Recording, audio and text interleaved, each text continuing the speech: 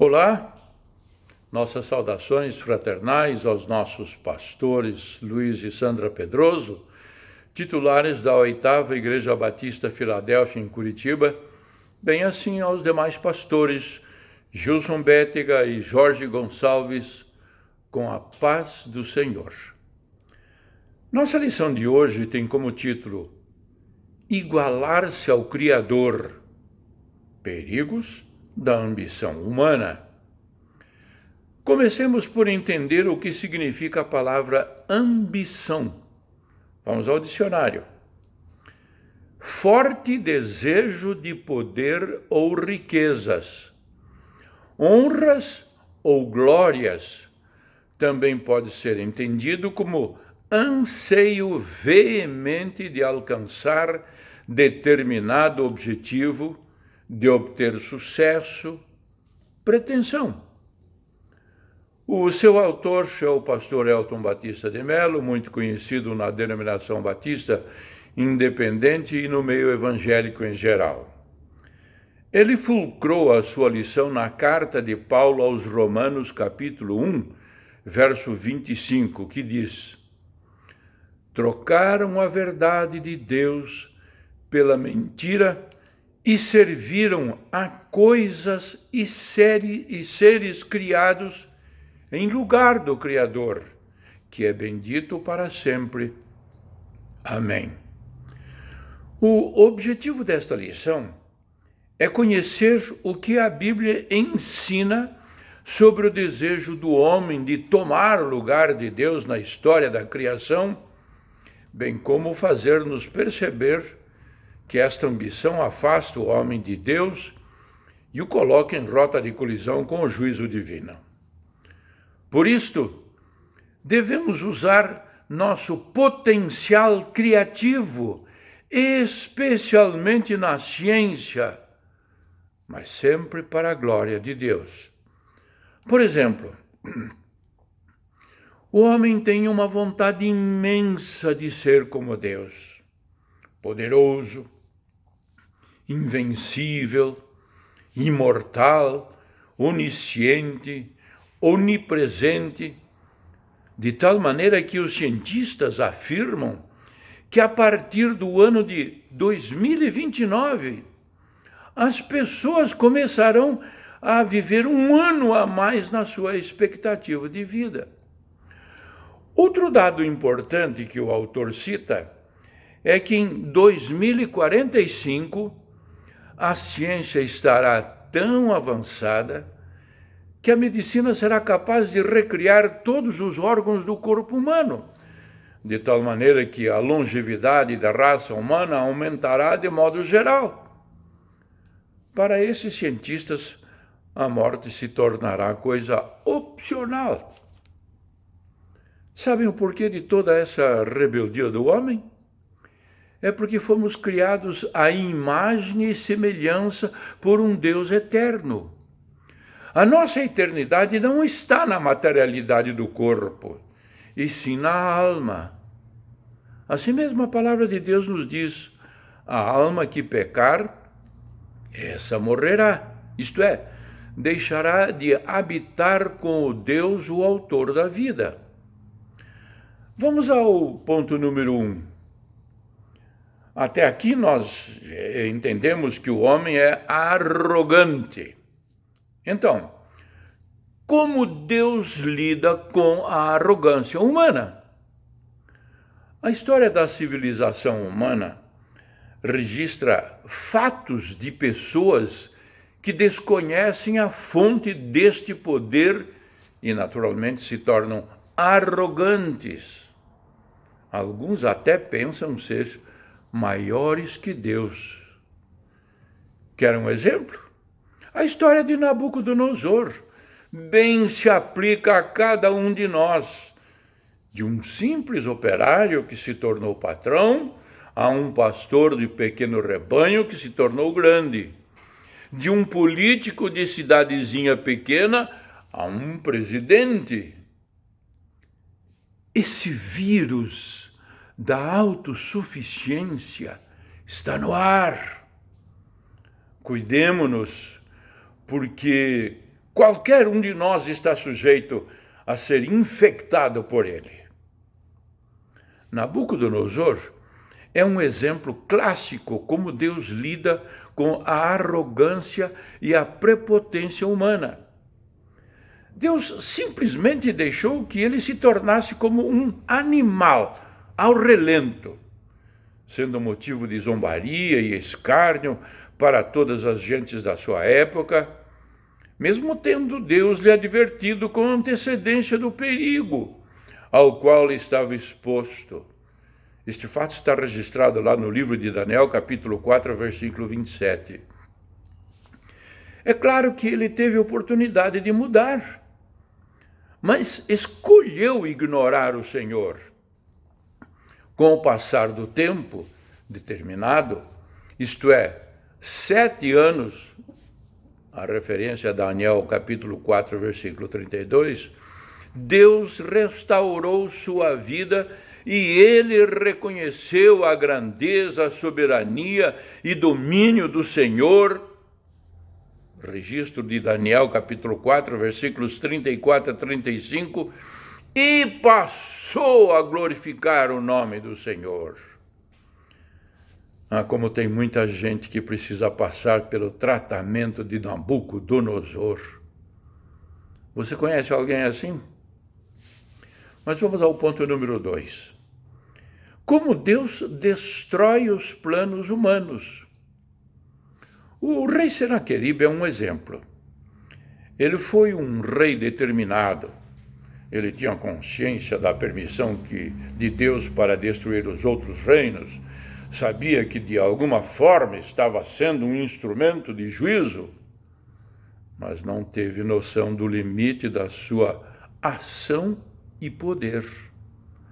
Cuidado!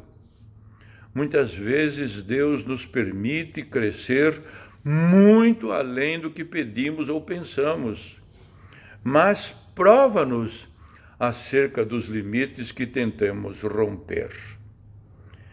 A ganância humana é indomável.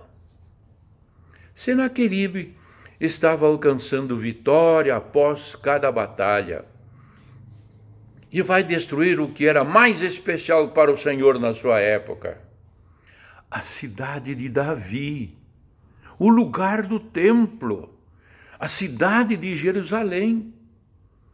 Seus planos iam bem, estava dando tudo certo, mas ele ultrapassou o limite.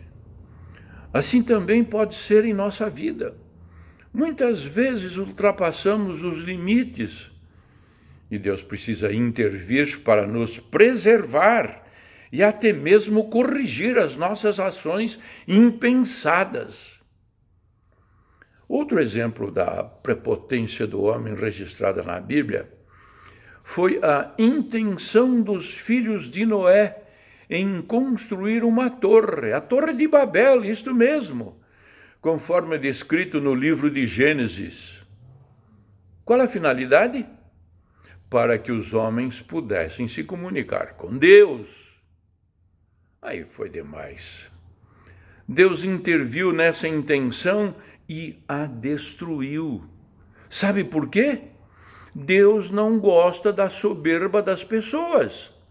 E Deus não discute. Executa com autoridade.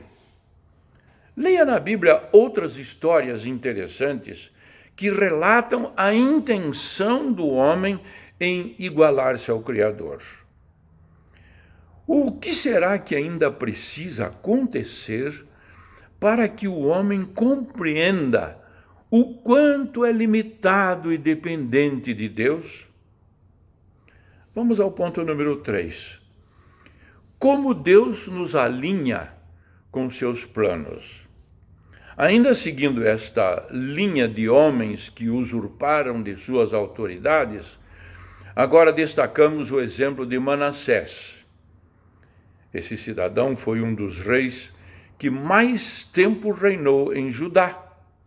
Cerca de 55 anos.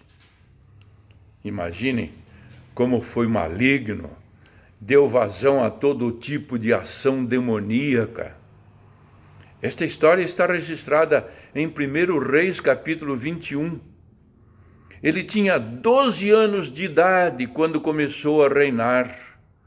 Não deu ouvidos aos conselhos de seus tutores, praticou abominações, reedificou os altares malignos, levantou altares a vários deuses, inclusive dentro do templo de Jerusalém. E mais, incentivou o povo a adorar os falsos deuses.